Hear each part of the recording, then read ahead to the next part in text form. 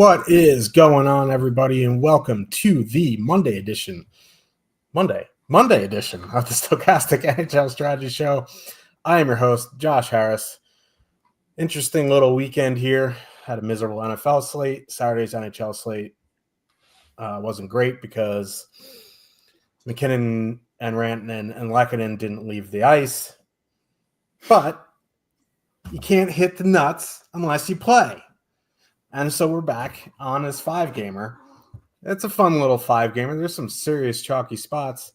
I can't see anything, so if it looks like I'm squinting, it's because I put my contacts in. I don't know. What's going on, Cliffy? Not a whole lot. Yeah, that was a wild Saturday slate. One of those slates where, I think I mentioned it to you.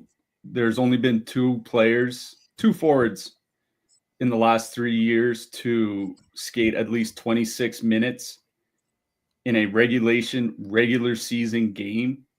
And that number doubled because of that Colorado game. Because I think it was both Lehkonen and McKinnon skated over 26 minutes. Like that's bananas. But it just felt bad because I think you and I were both on the Oilers. The Oilers kind of went ham with 7 goals, but a little bit spread around. Third line did some damage, and all the goals were pretty much concentrated in Colorado's top line. So it's the way it goes sometimes. Colorado back on the slate again here tonight, so we're kind of in the same conundrum, though not as bad because there aren't any other super expensive spots. But one game going on right now, Montreal playing an afternoon game in Buffalo.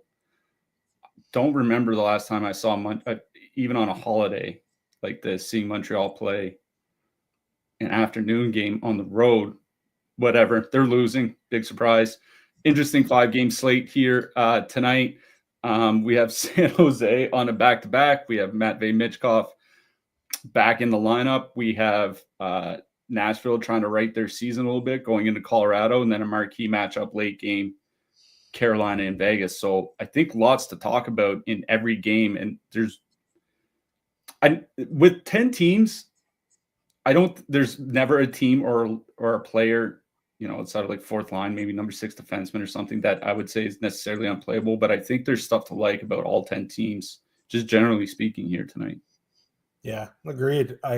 There's not an easy cross off for me. And just one last quick note on that Colorado game. You had Lehkonen and McKinnon over 26 minutes. Rantanen played like 25-50 something. Casey Middlestat played 18-30, and then no one played over 12 minutes. Yeah, their other 8 forwards all played under 12 or 13 minutes or something like that. It's absolutely nuts. No wonder McKinnon took a maintenance day yesterday or this morning. I guess I'd say he's earned it. Yeah, that's probably why he doesn't eat pasta, not because he doesn't like it. Let's get into this slate. The San Jose Sharks with a 2.9 total heading into Philadelphia. The Flyers have a 3.8 total. Morgan Frost and Jamie Drysdale are out. Matvei Michkov and Ryan Poehling back in. The top line is Couturier, Tippett, Konechny.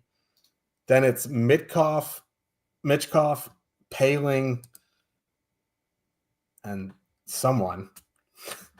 Anthony Richard, the guy they called up. Anthony Richards, right? Yeah.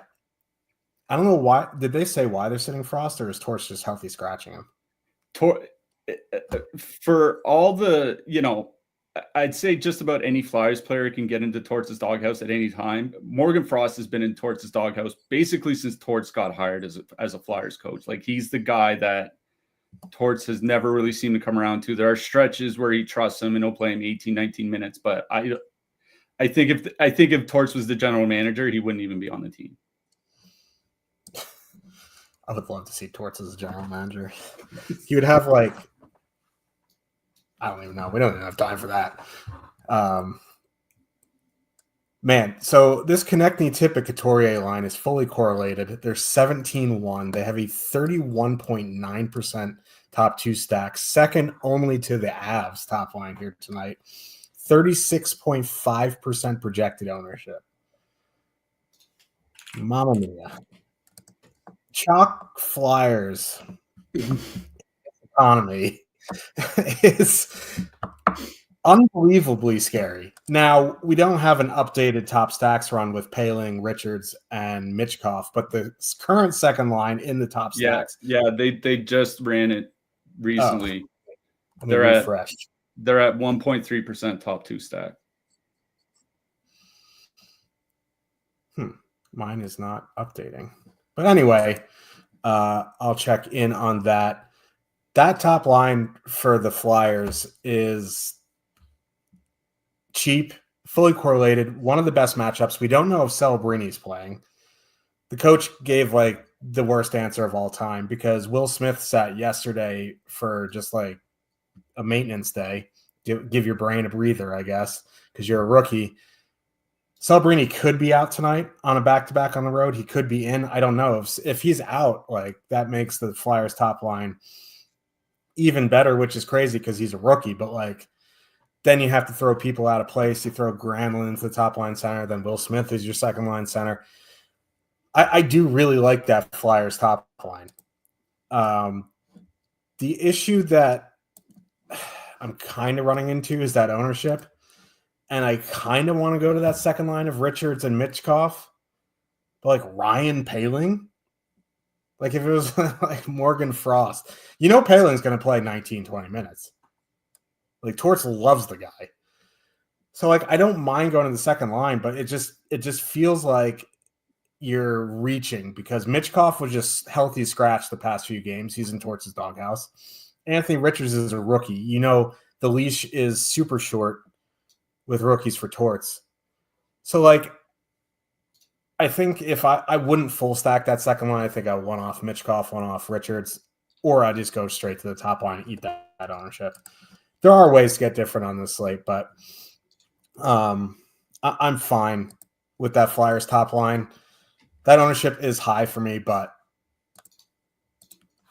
it is probably the best spot on the night. You take all things into consideration. So Tippett is such a high volume shooter.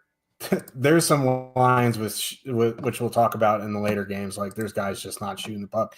Tippett's not one of them. He's going to shoot the puck, connecting. We love, Couturier.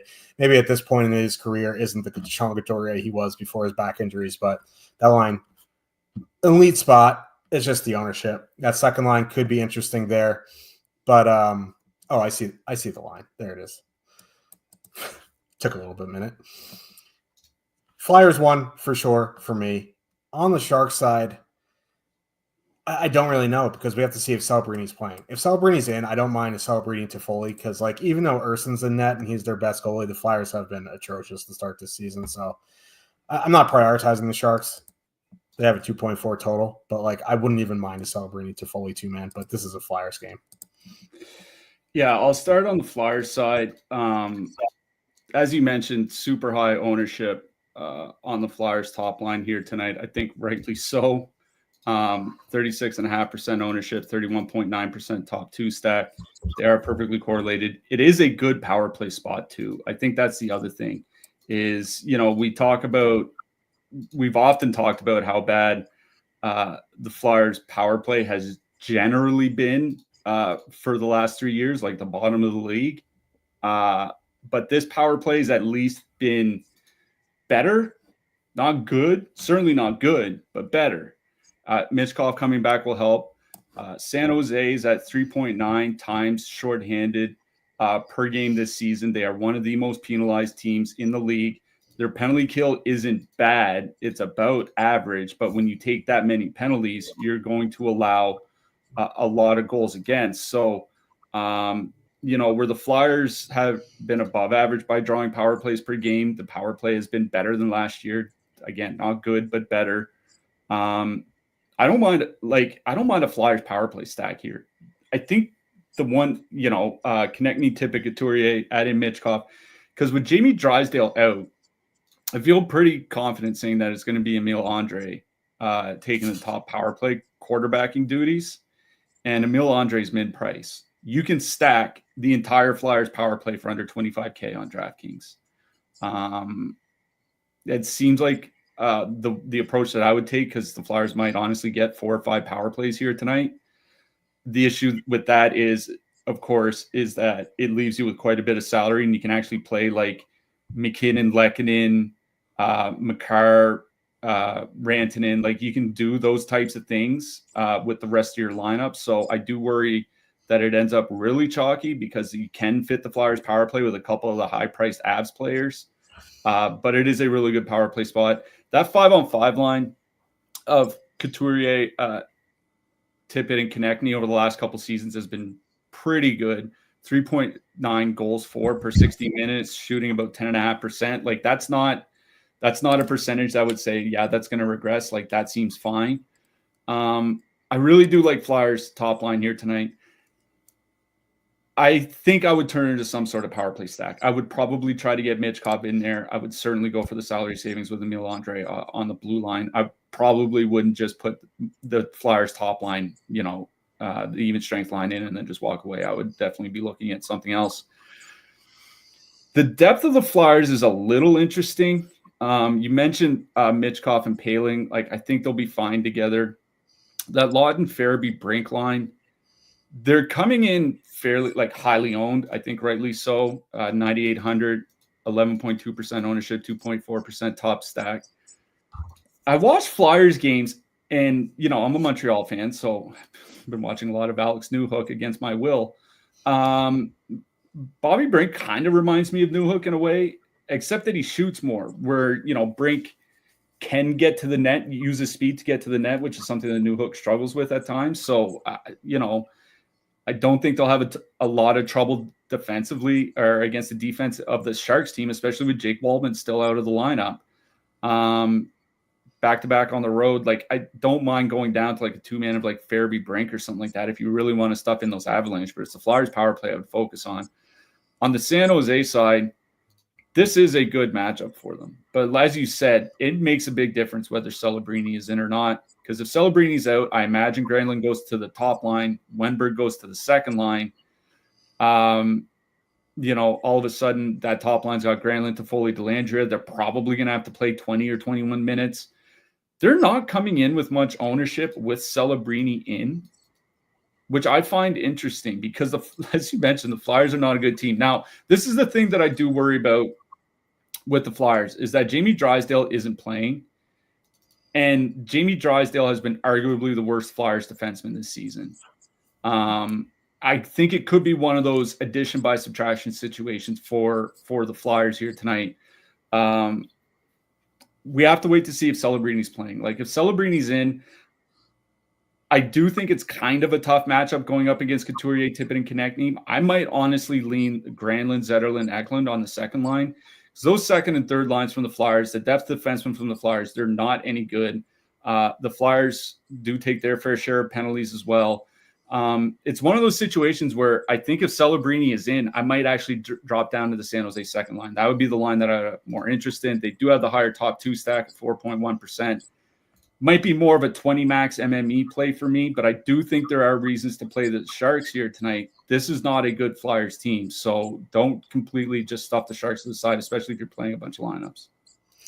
Yeah, I'm a Zetterlund slappy, but I don't know if I'm getting to the Sharks in single entry. We'll have to see. Pretty good question in chat. What's a good way to narrow down a stack for single entry contest? This is going to sound like awful advice, but this is how I do it. Play your guys. Play your favorite line. It doesn't matter the matchup. It doesn't matter the ownership. Never fade your guys because of ownership. They could be super chalk. Like, if the Flyers top line is your favorite line here tonight, play them. There are so many ways to get different. The build type, the defenseman, the goalie. Play your guys. Never fade your guys because of ownership. You're going to hate yourself if you fade them because of ownership and they're the nuts. I'd rather you play them at the chalk and them not do well than you not play them because of the ownership and them go off. So for me, I always play my guys. Yeah, I also do think it also does matter what type of single entry contest. Like, most NHL single entries aren't that big, right? But if you are in playing the low dollar stuff where there can be like 1,000+ entries, maybe you do want to go to like a 1% or 2% owned line.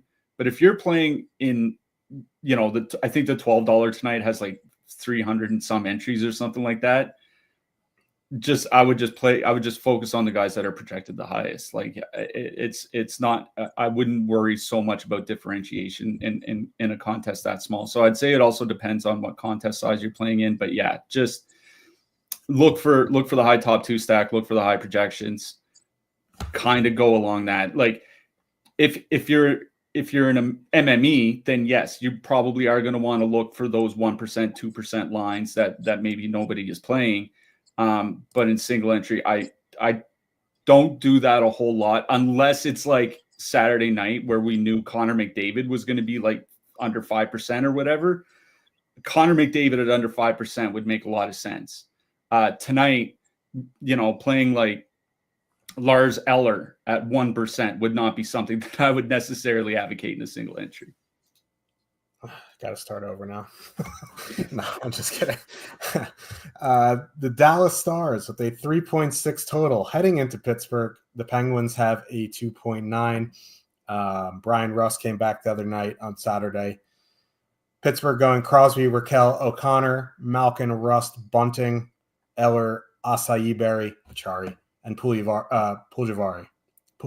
Never mind.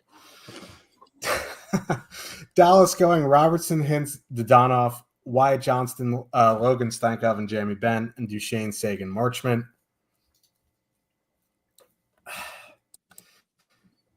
Was it Saturday we were talking about this, or was it Sunday? One of these days we were talking about Dallas because Jason Robertson has not looked good to start this season, especially with his skating. Not the best skater anyway, but like Evgeny Dodonov on that top line really stings the nostrils.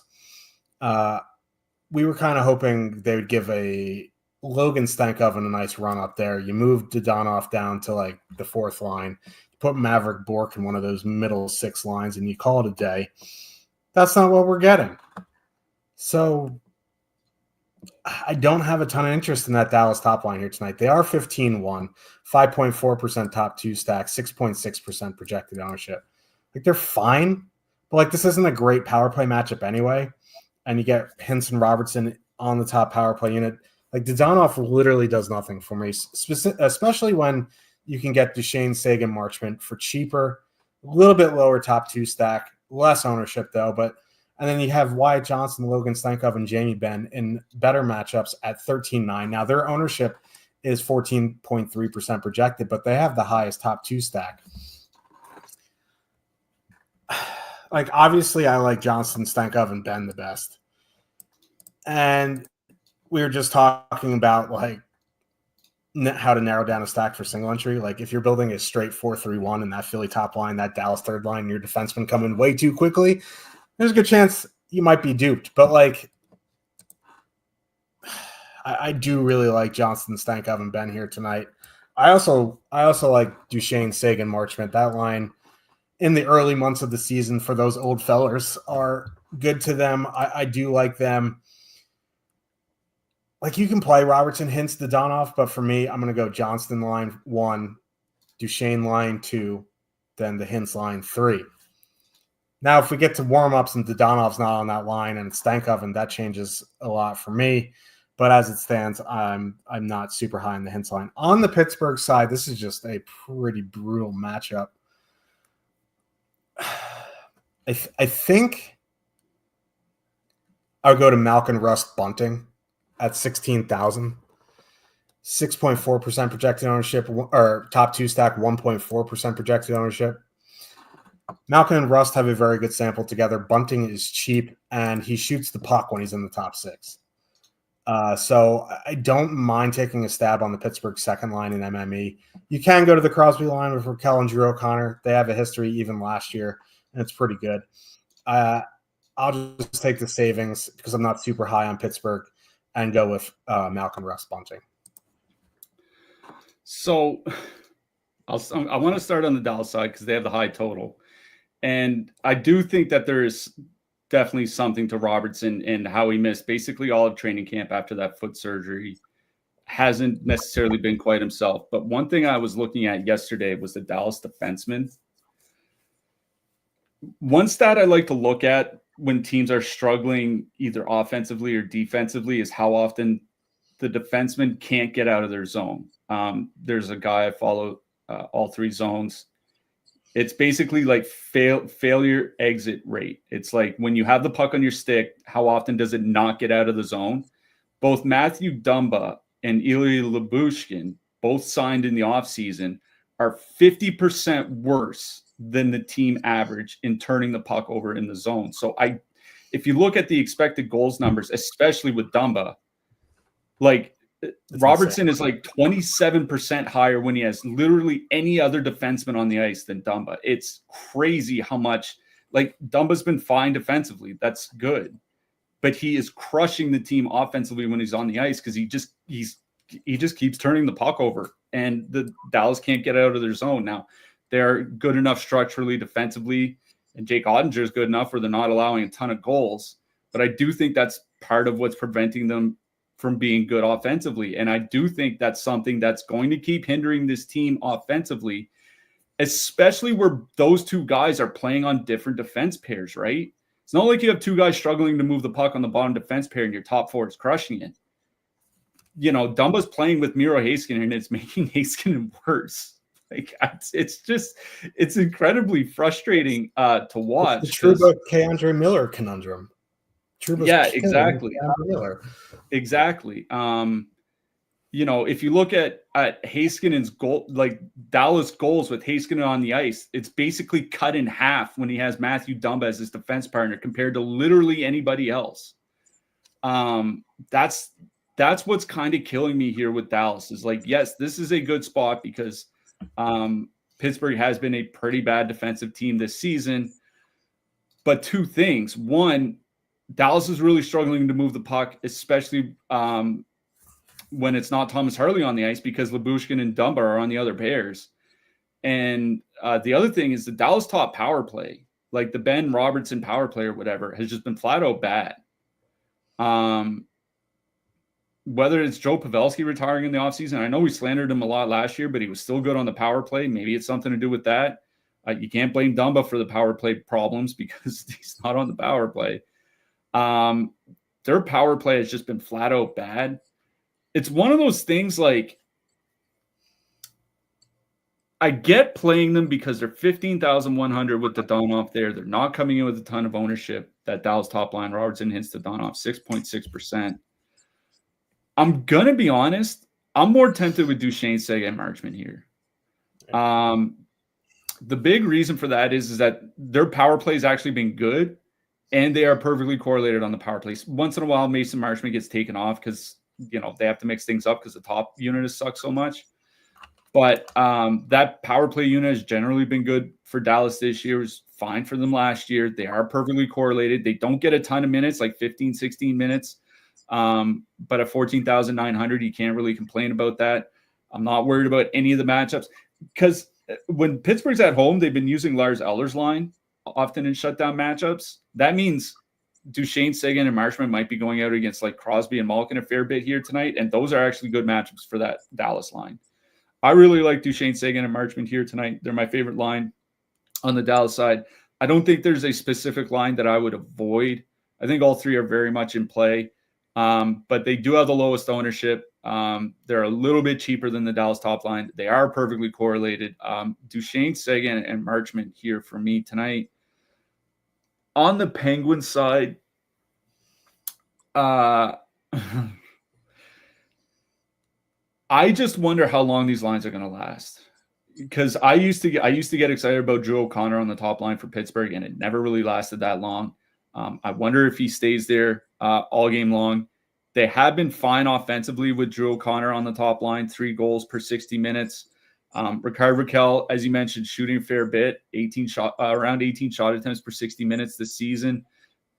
You know, they're probably going to avoid the Heiskanen and Dumba pair, at least for the most part. And like I said, as bad as Dumba's been offensively, him and Heiskanen have been pretty good defensively. I kind of like the Pittsburgh second line here. I think I would go Malkin, Bunting, and Rust. Bunting and Malkin this year, 3.8 expected goals, 3.4 actual goals per 60 at 5-on-5. Rust and Malkin both on the top power play unit. All three are shooting a fair bit, all around 15 to 18 shot attempts per 60 minutes. So it's not like there's one guy that's just not shooting or anything like that. All three, I think, are legit, Malkin and Russ more so because they play more minutes, but I think all three are genuine or can be threats for the DK shot bonus. Now, Dallas is a pretty good defensive team. You wouldn't expect that, but I think it's both second lines I like best in this game. So I would go Duchesne, Seguin, Marchment, but I think Malkin, Russ, Bunting very much in play here tonight. Yep, we're on the same page for the Penguins. I like the Wyatt Johnson line a little bit more at 5-on-5, but I have no issue with the Seguin line. That line was a gravy train last year. And I like gravy. Los Angeles Kings with a 3.1 total. Heading into Calgary, the Flames have a 2.8 total. My internet has decided it doesn't want to work, but we will talk through it. Los Angeles going Kopitar, Kempe, and I've seen one outlet report Trevor Lewis on the top line. I've seen another outlet report Akil Thomas on the top line. If it's Trevor Lewis, that line is 14,700. If it's Akil Thomas, that line is 15,000. Then they're going Fiala, Moore, Deneau, and then Laferriere, Byfield, Fogle. Flames going Kadri, Sharangovich, Zari, Coleman, Backlund, Coronado, and Huberdeau, Kuzmenko, Pospisil. Anthony Mantha out for the season. I think he tore his ACL. That is unfortunate. I'll start with the Kings first. They have the higher total. Kopitar, Kempe, Trevor Lewis / Akil Thomas, top line. Don't have a ton of interest. Cliff, you put some stats in the Discord that I completely missed because I was looking and talking to him about it. He's like, you idiot, I put that in the Discord. But Kopitar has 15 shots on goal in 16 games this season. Kempe's shot rate is way down. Their ice time is down. I just don't particularly love them at 15,000 if it's Akil Thomas. At that point, I'm saving the $100. I'm going playing Duchesne line. Or I'm saving a couple extra $100 and going to play Fiala, Moore, and Deneau. If you like them more, I like Fiala, Moore, and Deneau have been an excellent line at 14,100. They have a higher top two stack at 6.2%. Their ownership is higher at 8.9%, but honestly, on a 5-game slate, 8.9% for that line really is not that high. So I do really like the Fiala, Moore, Deneau line. I also don't mind a Ferrier, Byfield, Fogle at 11.5. They do fit for the most part with Colorado. You may have to punt a spot or two. For that reason, they're coming in at almost 7% projected, but at 11.5, there really isn't a matchup that really concerns me. Laferriere and Fogle have been shooting the puck. Byfield has taken a leap forward, whether that translates to DFS.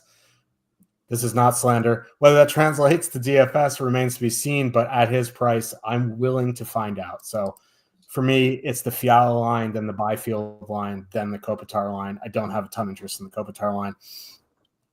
On the Calgary side, this is just a bad matchup for them. And they're getting ownership, which makes it even worse, right? Because that Kadri, Sharangovich, Zari line, 14,000, they have 9% projected ownership. If this was a spot where they were getting 1-2% ownership, I could say, hey, this is a good spot to get different in MME, but 10% ownership. Their issues have been on the PK, but their goaltender play has gotten better. So, at this ownership, I'm probably just out on the Flames. One-offs, Kadri, I won't say no to. That guy can carry anybody, as we saw last year. One-off Coronado, one-off Zari, something like that. But for the most part, I'm out on the Flames. Yeah, I'll start on the Calgary side here. I think generally speaking, I would probably go to Coleman, Backlund, Coronado. They have been fine offensively in their limited ice time together, 3 expected goals per 60. Now, it's a Backlund Coleman line, so they're only shooting 6.3%, which is it's just kind of what they do. It's kind of what they've been doing for years now. But a big thing is they've been getting ice time. And Coronado, he's now on the top power play unit, right? So you do get a little bit of power play exposure. They are going to skate, it's 16 to 19 minutes. Maybe Backlund gets up to like 20 or something like that. 11.1K, 8.9% ownership, 3.2% top two stack. They're probably the line that I would go and target. I think Kadri, Sharangovich, and Zari is a little interesting. What I worry about is that Kadri and Sharangovich, like, they struggle to score basically as much as that Backlund, Coleman, Coronado line does. And they do so with a higher shooting percentage. So, Coleman, Backlund, Coronado can never get, 9-10%. Like, they'd be a much better offensive line. So Coleman, Backlund, Coronado for me, I do think there is merit to a Calgary power play stack. The thing is like, I think you can make the argument the Kings are the best defensive team in the NHL right now. At 5-on-5, their expected goals against is second in the league. They're behind only Minnesota. And on the penalty kill, they're giving up the second fewest shots against per minute, behind only New Jersey. Problem has been that they have been taking a lot of penalties. They're at 3.8 times shorthanded per game, but it's not like the Calgary power play has been great. But I do think there is some merit to like a Kadri, Sharangovich 2-man or something like that, get some power play exposure. But it is a Coleman, Backlund, Coronado line for me. It is Los Angeles that I have a lot more interest in this game, though. I do think the Kings is just a really bad matchup. Like I said, they've been elite at 5-on-5 and on the PK. And as long as their goalies don't fall on their face on the penalty kill, like, this is one of the top 3 defensive teams in the league. On the Kings side, it's Fiala, Moore, and Danault for me. I talked to you about Anze Kopitar. Like, he would be in the bottom half of the league for shot rate from defenseman if he was a defenseman. He's at 7.5 shot attempts per 60 so far this season. He is just not shooting the puck. Trevor Lewis, definitely not a great goal scorer, or a good goal scorer even. Adrian Kempe, his shot rate is down 15% from last year, and he's skating about 30 fewer seconds per game on average so far this season. So not only is he shooting less, but he's getting less ice time. It's not like it's a great power play matchup. Calgary doesn't take a ton of penalties. Calgary power play has been worse since the first couple of weeks of the season. Balance it out, it's been a little bit worse than league average, but lately it has been worse than that. It's not a bad power play matchup, but Fiala, Moore, and Danault, they're kind of like the Backlund, Coleman, Coronado of the Los Angeles Kings. Like, they do create a lot. 71 shot attempts, 2.9 expected goals per 60 so far this season. It's only that they're shooting 6.5%. Even though Fiala's been kind of in the doghouse, he's been at or near the top of the team in ice time over the last 5 games. Danault and Moore get a fair bit of ice time as well. They're going to avoid Backlund, Coleman, Coronado, I think, for the most part. Once you get into those those secondary matchups for Calgary, I think that can be had. So Fiala, Moore, and Danault for me on the Kings side is what I really have interest in. I think Lafreniere, Fogle, Byfield is just fine. Like, if you want to stack Colorado or something like that, inexpensive Carolina stack, whatever. I do think that line is certainly in play. What worries me is that they're shooting over 23%. I just worry about that regression is going to hit them hard, and they're going to go into a cold snap. So I would rather take the line that's been generating a lot, but it's been underwhelming by shooting percentage, than a line that has just been generating fine and is way over their shooting percentage. So Fiala, Moore, Danault for me. Yeah, man. Fiala had an awful turnover on Saturday, and then his back check was just even worse. There's no surprise why he's in the doghouse. Just blind. He spun and backhanded it blindly up the center of the ice in his own zone. Got picked off and then just didn't skate after it, and Columbus scored a goal. And he still played 20 minutes. Must be nice. Nashville Predators heading into Colorado. The Avs have a 3.5 total. they're basically just the McKinnons at this point. That top line just plays insane minutes. McKinnon, Rantanen, Lehkonen, 23,700, 49.8% top two stack, 29.1% projected ownership. So despite that ownership, they have a lot of positive leverage, unlike that Flyers top line. And here's the thing, right? Forget the minutes, 26 the other night. He's been playing 23, 24 anyway. At the beginning of the season, we were a bit worried about his shot rate. Through the first 11 games this season, he had 38 shots on goal. For a lot of people, that's good, like 3.5 shots on goal per game. That's not great for McKinnon. The last 4 games, he has 23 shots on goal. 21 shots on goal. So his shot rate is picking up. That I don't really believe in coincidences, and Lehkonen has been back in the lineup for that. So I think Lehkonen being up there certainly helps. This is a very good matchup. Nashville was a playoff team last year. They still have Stamkos on the top line. That hurts them defensively. McKinnon, Rantanen, and Lehkonen is going to see that matchup a fair bit. They're going to see everybody at home, especially if they get close to 25 minutes again. They're going to be seeing every line on the Predators, but like there isn't a line that truly worries me defensively. Going out against O'Reilly, Stamkos, Forsberg is probably pretty good for them. Anything else is really good for them, you know what I mean? So like again, it's just a price thing, 23,700. But unlike the other night when I was off them against Carolina, this is a very good power play matchup as well. Well, it's not elite, but it's a lot better than it was against Carolina. So, and McKinnon put up an even 40 burger against Carolina, arguably the best defensive team in the East. So, again, if you want to play them, you play them, right? It's just a price thing. If you can get comfortable with a lineup with them in, you play them, right? So I'm good with that. I'm fine with a middle stat one-off here.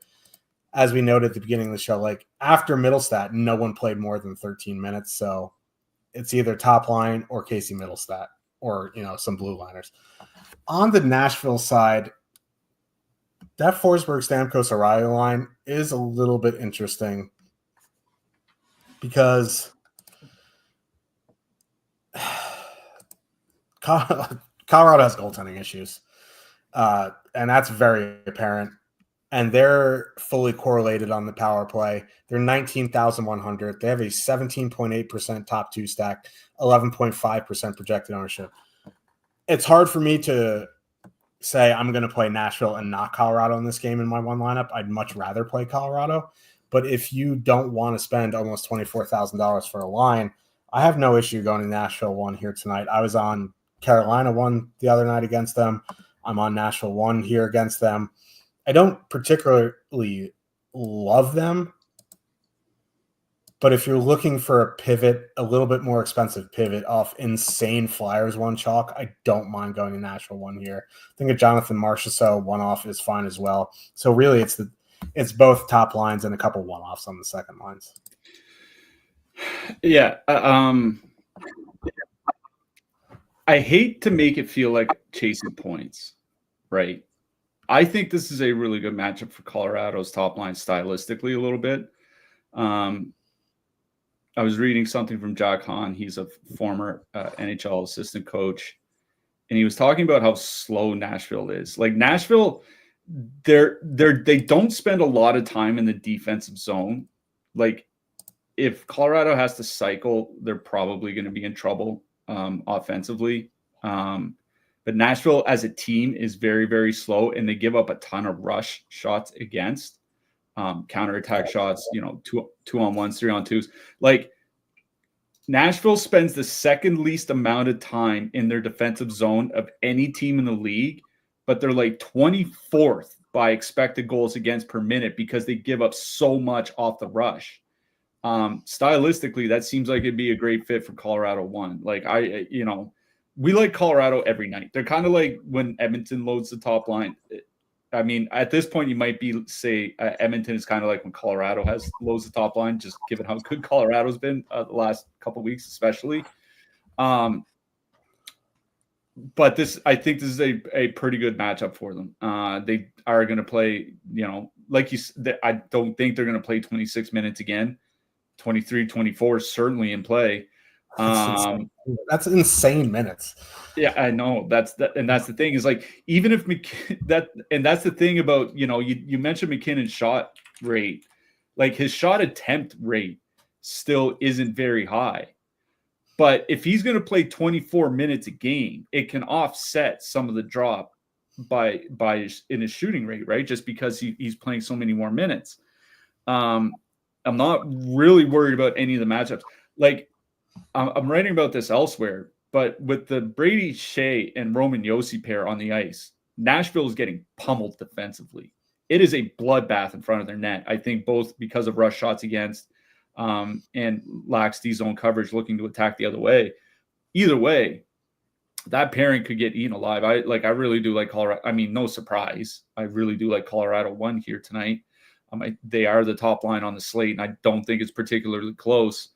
The question is whether you just want to pay $22,700. Like, there are lines you can play with them. Like, there are depth Carolina lines. We went over, depth lines from Los Angeles and Calgary. Certainly some depth from Philadelphia. Like, there are depth lines you can play with Colorado. So I don't think that this is a situation where you have to fade them because there isn't much to play with them. There's a lot to play with them. One thing I do worry about is Nashville has been good on the penalty kill. They don't give up a ton of power plays, although they are above average by time shorthanded per game. So, Colorado might get 4 or 5, 4 power plays here tonight. I really do like Colorado 1. They're certainly one of the lines that I'm considering at the top here tonight, obviously. No interest in the Colorado depth, obviously. On the Nashville side, I do think Nashville 1 is in play. And I do think they're in play, 1, because they are perfectly correlated. Nashville's been drawing 3.5 power plays per game. That's really good. And Nashville's power play has been the one thing that's been able to kind of, float their season to any degree that they've been able to. Ryan O'Reilly and Stamkos haven't been great together. A lot of that time, I think, was with Marchessault. So I think Philip Forsberg will certainly make a difference. Forsberg's taking 4 shots per game. Stamkos has been shooting a lot on the power play. I do, because as good as Colorado's top line is, they are giving up 3.2 expected goals against per 60 so far this, in their time together. That's a lot to give up at 5-on-5. I do think there is merit to playing Nashville 1 here tonight, but it is Colorado 1 that I do like a lot better. I would probably skip over Nashville 2. I don't think Sissons and Marchessault are going to make a very good duo if they have to stick together very much longer. Nashville 3 would be kind of interesting. Evangelista and Tomasino. Tomasino's been shooting a fair bit. You and I, or at least I am, I shouldn't put words in your mouth, are fans of Evangelista. It's not a whole lot in the Colorado depth to be worried about.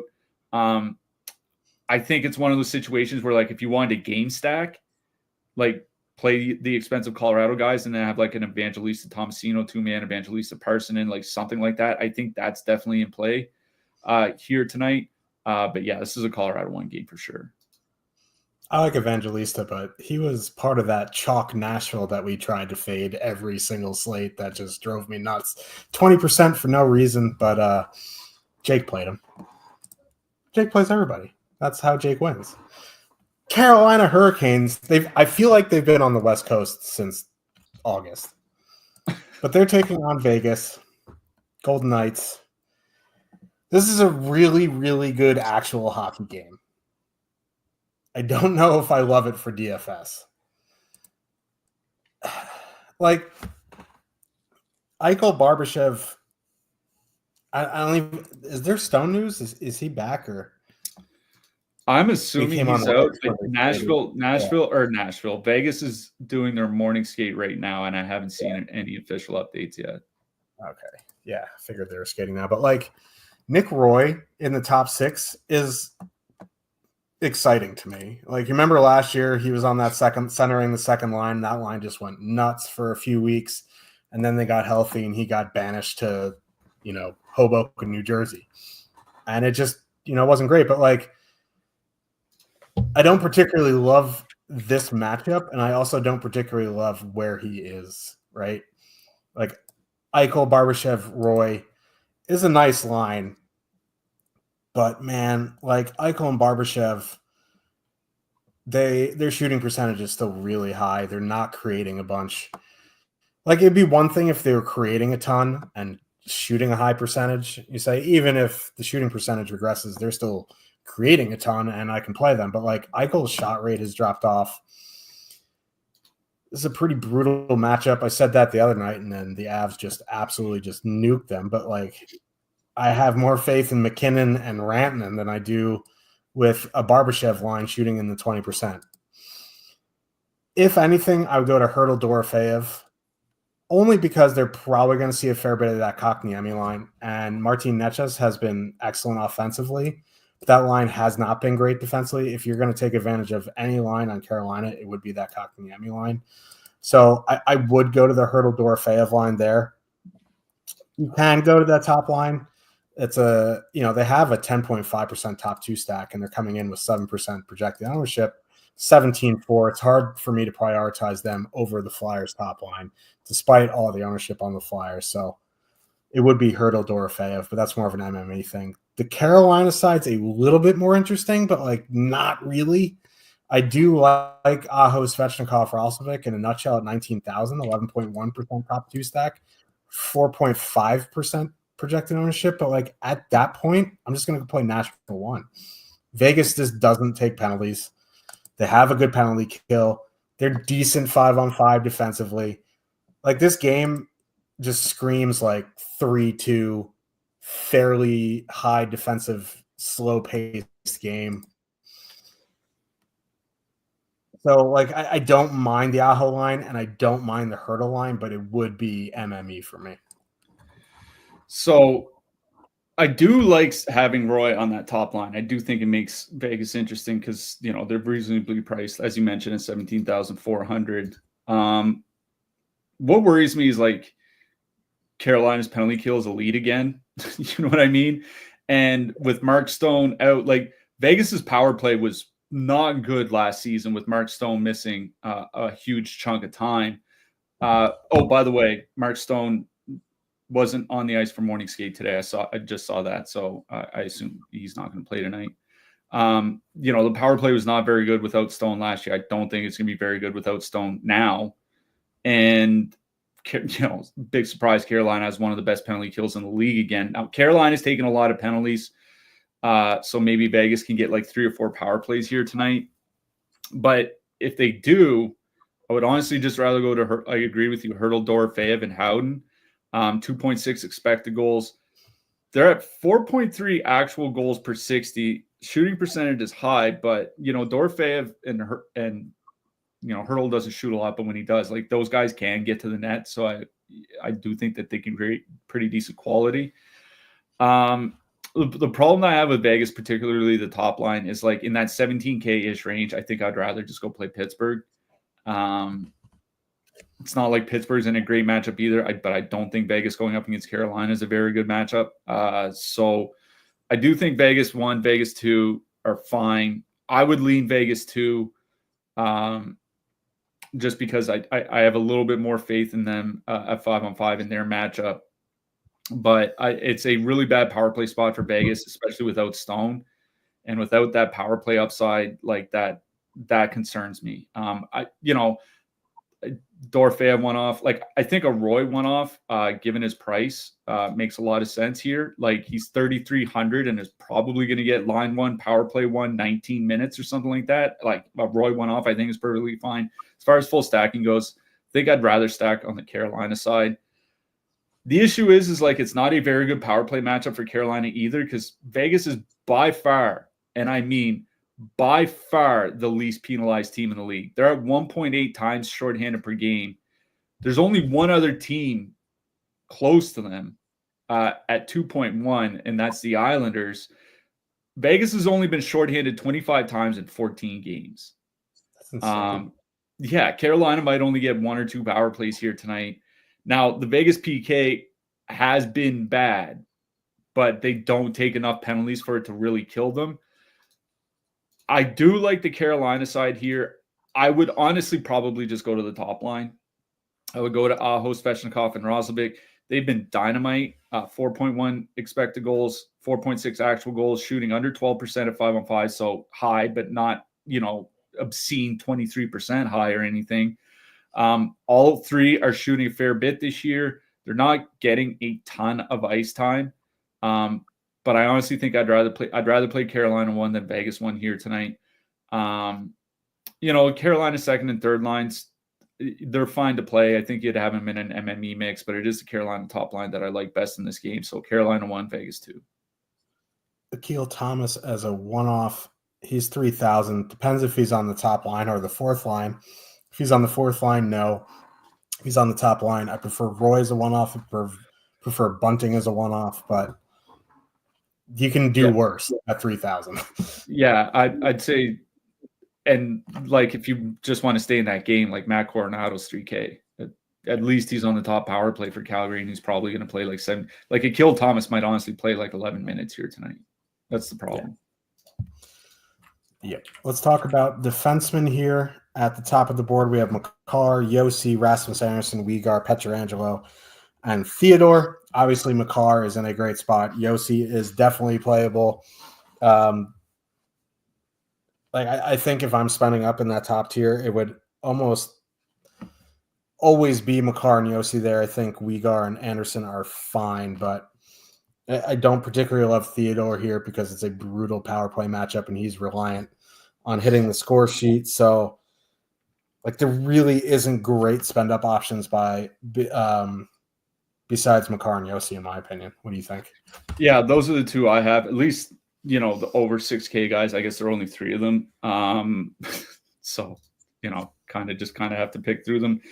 I do have Yossi ahead of Makar. I know stochastic projections on a point per dollar value have Yossi slightly ahead of Makar as well, but I don't, I think they're both perfectly fine here.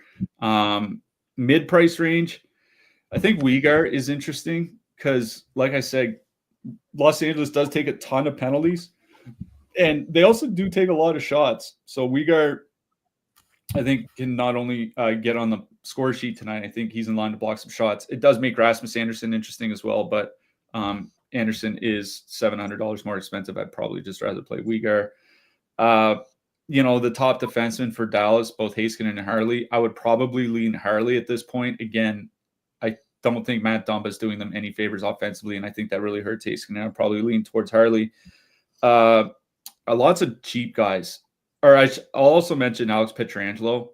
The only reason I mention him is because he does like to block a lot of shots as well. He's kind of like the Rasmus Anderson, though not as extreme, of Vegas. He also shoots, so he can get like that 5-shot, 3-block bonus that defenseman can rack up sometimes. I think Pietrangelo is fine, but I'd probably just rather go play Weegar at a relatively similar price.